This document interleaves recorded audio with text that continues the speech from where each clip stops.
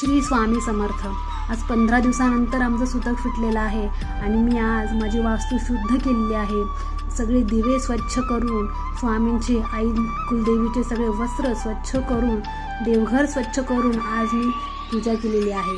आज सर्व देवांना अभिषेक घातलेला आहे आणि छानपैकी पूजा करून नैवेद्य अर्पण केलेला आहे. बघा, 15 दिवस जेव्हा देवपूजा नव्हती घरामध्ये, दिवा देखील लावायचा नव्हता घरामध्ये, तेव्हा घर अगदी खायला उठलं होतं, इतकं उदास वाटत होतं.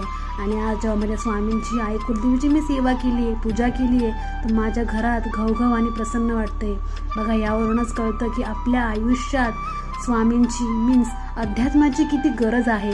आपलं मन जेव्हा अध्यात्मात असतं तेव्हा ते इकडे तिकडे कुठेही भरकटत नाही, मनात कोणत्याही प्रकारचे निगेटिव्ह विचार येत नाही आणि आपलं मन शांत, प्रफुल्लित, उत्साही असतं.